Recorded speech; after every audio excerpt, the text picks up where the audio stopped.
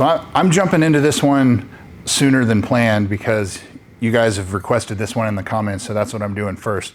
This is VIN 3100. It is a 2020 USB 2.0, so it's ultrasonic blue mica 2.0, paint code 8X1 with an LA20 or black interior with standard carbon fiber trim. Being a 2020, it's the second lowest production year. 2018 is the lowest for the US 49, which means all of the US minus Hawaii. Hawaii was a different market, kind of grouped in with Puerto Rico, Guam, the Virgin Islands, things like that. Let's talk just kind of a little bit about the car first, and then I will tell you more in depth of what I found. So 2020, there were only 186 cars that were made, and of those 186, only 26 were ultrasonic blue mica. Of those 26, only 8 had black interior. So this car is one of 8. Pretty low production, pretty rare as far as the lower combinations go. So one of 8 is what this car is. So it looks like it's been a California car its entire life, and it's for sale in California at a dealer that, if you look at the reviews on the dealer, you know, there's some people that have had some bad experiences with it, but I'm not one to judge.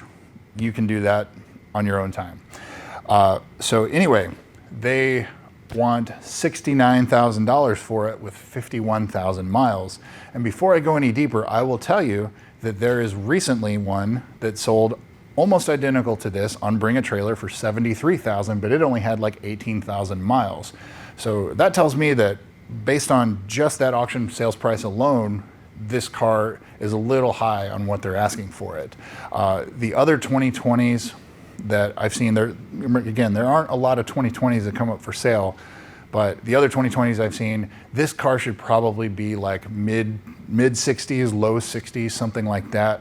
But it is a clean title, no accidents car, so it has that going for it. And as you've heard me talk about in other videos, that is starting to fade away. So, you know, it does have that going for it. For a 2020, a lot of them have really low miles. This one has higher miles for that, you know, 51,000 miles. For a GSF, I would call that average for the year, but there are so many out there that have a lot lower miles than this. Epic VIN, Carfax, auto check. 3 owner, no accident is what Epic VIN shows.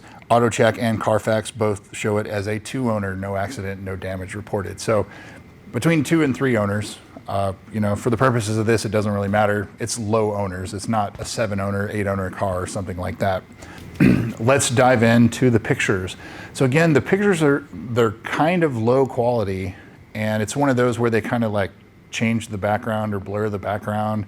So you can't really see a whole lot in great detail that's available. So that's all I have to go on. You know, if they have really high resolution pictures, you can zoom in real close and tell a lot. But for this, basically what I see is there's chips on the front. The lug nuts look like they've got some rust on them, which means, you know, probably somebody used a pretty heavy or a pretty aggressive wheel cleaner, because these cars do produce a lot of brake dust. The rotors up front do look older, and in the service history, I don't see where the brakes have been done recently. So that would be something that, you know, would pop up. I would inspect the brakes very closely, make sure the rotors don't have a big lip on the side of them. These cars are very hard on brakes. They're very aggressive on the rotors. And so the pads will just eat into the rotors and they'll have a lip on the edge. Pads, 20 to 30,000 miles is about all you're gonna get out of the OEM Brembo pads, and rotors probably about the same. Pretty common that you replace the rotors when you replace the pads on these, along with sensors. So brakes can get pretty expensive.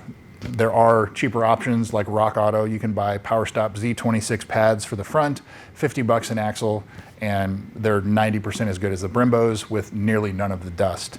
I would still probably recommend going with Brembo rotors, and there are 4 different rotors. There's a left front, left rear, right rear, as far as rotors go. So there are 4 different rotors you have to buy for it, because they are directional, and there's different sizes front and rear, of course. Back to the pictures, the paint just looks like it could really use a good polish. It's kind of not dull, but like it's just not as shiny as it could be. And so I think that, you know, whoever buys it, it's probably due for like a paint correction or something like that. and you can definitely tell when you look at the pictures that it could use some work. So the interior, it basically just looks like it was somebody's daily. You know, there's scratches around the center console, especially on the piano black surfaces. The wheel looks well used, the steering wheel looks well used. There's minor wear on the bolster seats. There's minor wear on the sides of the bolsters of the driver's seat. Again, all very common. Nothing looks excessive, nothing looks terrible, but just it looks like it was somebody's daily. You know, that's kind of how I see it looking from the outside looking in. But otherwise, it's completely stock. It looks clean. You know, it was used. And so for $69,000, you know, I wouldn't pay $69,000 if I were shopping for this car. I think it's priced high. If, you know, like I said earlier, I think low to mid 60s is more appropriate for this car considering the age and the mileage and things like that. But at the end of the day, it is only one of 8. It is a 2020, so it's probably the more desirable of the whole line of cars. It has all the modern features. It has the 4G cellular, so you can remote start it with the app, things like that.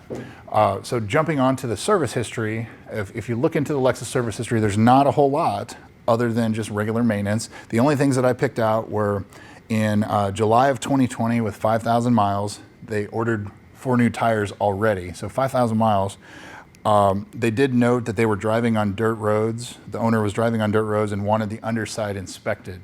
Don't know what to really take of that other than, you know, maybe crawl under there, or if you're doing a mechanical inspection on this car, put it on a lift, look underneath. I bet you're going to find a lot of dirt, dust, things like that. Again, not unusual, nothing to be concerned with.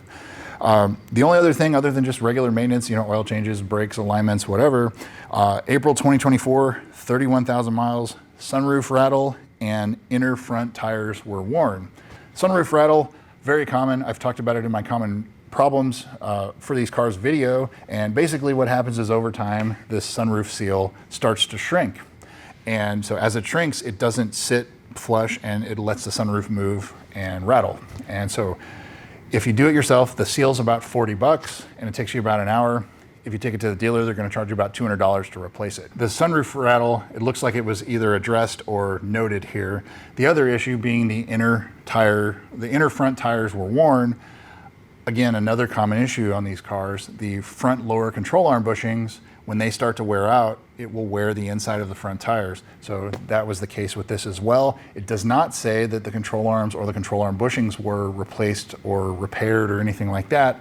So that is something that I would look at again. If you're looking at this car, turn the wheels all the way, look at the inside of the tires. If you see a lot of wear, you need to replace the lower control arm bushings. And a lot of guys will upgrade them. There's RR Racing, Figs Engineering, that's what I ran on this, and it basically eliminated that issue after that. And so it doesn't allow the bushing to have too much play with the control arm. It won't wear your tires out. The tires on these cars already don't last very long and they're expensive. 20,000 miles is kind of what you're gonna get out of these, and you know, a full set of 4 is almost $2,000. That's just one of the running costs for these cars. You're gonna spend $60,000, $70,000 used for one of these cars. You're gonna spend some money on brakes and tires. It's a big, heavy, powerful car. That's one of the things to expect with these. That is really all I have for this car. I mean, there's no real red flags on this one, other than maybe inspect those lower control arm bushings, look at the underside pretty carefully, look closely at the carbon fiber, and as usual, get the valley plate, the coolant valley plate in the engine inspected. That's basically, from this point forward, you're gonna hear me talk about those 2 things, or those 3 things, on just about every one of these that it hasn't been done. It's valley plate, front control arms, carbon fiber trim. That's something that if it hasn't been done, it needs to be done, or you will expect to be doing it soon. So if I was shopping for a GSF right now, that would definitely be a good car to go look at. Again, you heard me say it's probably priced a little high, but I think all of the green flags are there. So go check that one out, and maybe it'll be a good one. If you bought it, let me know in the comments too. But you know, I think that it definitely looks like a promising one compared to what else is out there. So that's what I have for you guys. Thanks again for watching. We'll see you soon.